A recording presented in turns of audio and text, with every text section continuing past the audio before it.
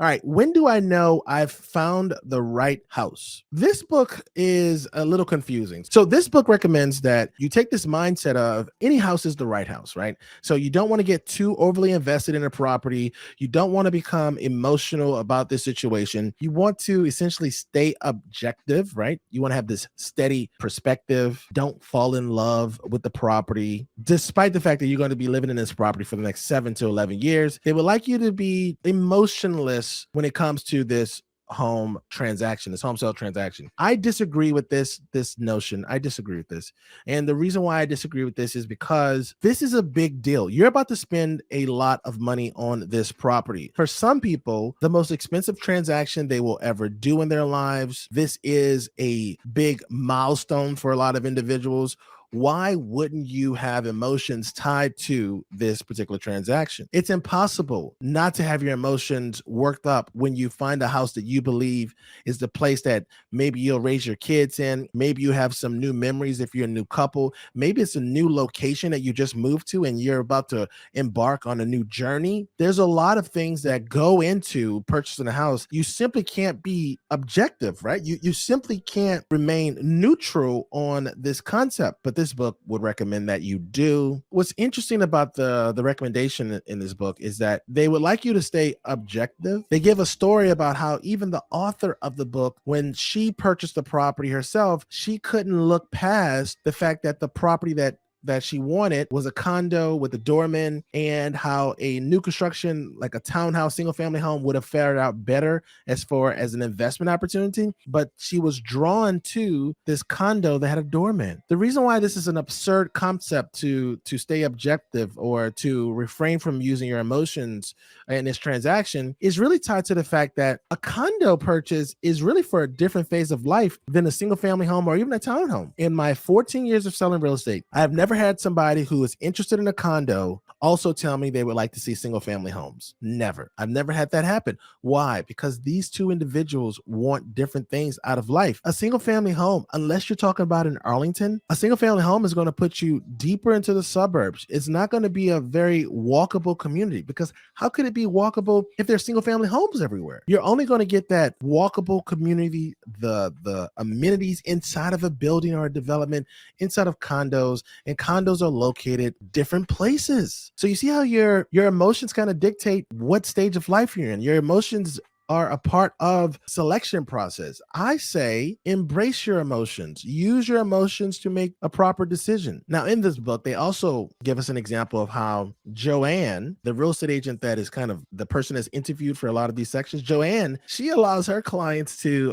if she says, if they sit down on the couch, it's a good sign. So even Joanne, when she's showing people properties, she uses emotions to help them to make a better decision, right? Or at least to get them over the edge. One of the things that's confusing about this book is that it suggests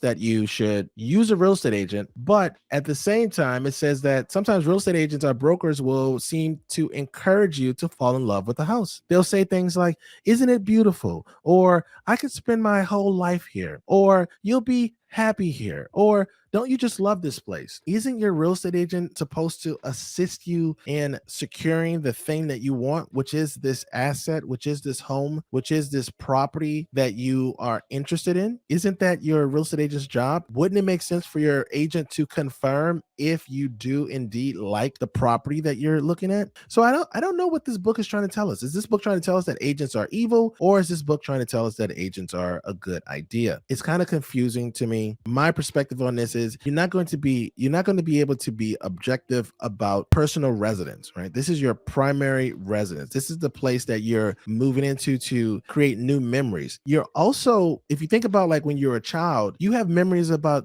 your childhood home, right? That's going to bring itself to the top of the conversation, that you may want to revisit, that you may want to create some of the same memories that you are already or have been accustomed to. This is why removing the emotions from a real estate transaction is just not, it's not likely. This is not an investment property, right? This is another thing too. This book gives you the illusion that, you know what, if you buy a home, then it's going to appreciate or it is going to make you money in the future. That may not be the case. So you have to wrap your head around the fact that you're not buying this property for investment purposes. You're buying this property as a part of your plan, your life plan, your financial plan, your family plan, your family plan. There's several reasons why buying a home makes sense, not just tied to investments. If that was the case, a lot of people would be renting out rooms. They would rent out their garages. They would rent out their kitchens, right? But people don't. They rent out their backyards. How many people you know renting out spaces in their homes? They don't, because that's your home is a different place than some type of transactional nature or some type of transactional relationship that you get from a commercial property. Your personal residence is not commercial property. So keep that in mind. Keep that in mind. One thing I will say that this section highlighted that I think is very important. When you find a property, just know there is more than one right home for you. Sometimes when we're working with clients, they will become obsessed about a particular property and they really don't know if they're going to be able to secure the property, right? Because since we participate in the market means that there's other buyers that may also want the same property. You have to come to terms with the seller to negotiate an offer that makes sense for them. In this upcoming spring market, right? So this video is being recorded in February. So spring is right ahead. There are going to be a lot of people who are going to lose out on homes they really wanted because other people also want those properties. So just keep that in mind. I think that if you can wrap your head around the idea that there are always going to be properties coming on the market, there are always going to be opportunities for you to secure a deal, there's always going to be opportunities for you to make a place a home, then you can just move forward. You can move forward with your purchase. Last thing I want to touch on before we open up to questions is you are looking for a home at this time because you're in a certain cycle right now. Maybe you're single and you need a place, maybe like a condo or something like that. I'm pro condo, so I always maybe need a condo, or maybe your family's growing up, maybe your household is growing and you want to purchase a townhouse. Maybe your kids are getting older and you want to put them into a better rated public school. So maybe you want to buy a single family home in a highly rated public schools section, or a section of the area with the highly rated public schools. Maybe you are downsizing, right? Different houses are for different stages of life. Wherever you are in your home buying journey, you're just looking for the right home right now. Don't get fixated on the forever home. I hate to be the person that brings this up to you. We don't stay around for forever. You know, we're here for a short period of time. Try to find a place that you can make into a home. So that's it. When do you know I found the right house? You know you found the right house if the items on your wish list and also your need to have list, they come out, you know, on the positive side, right? You know you found the right house if you can meet your commute criteria, if you can meet your household criteria, if there's things to do around the area, if that's important to you,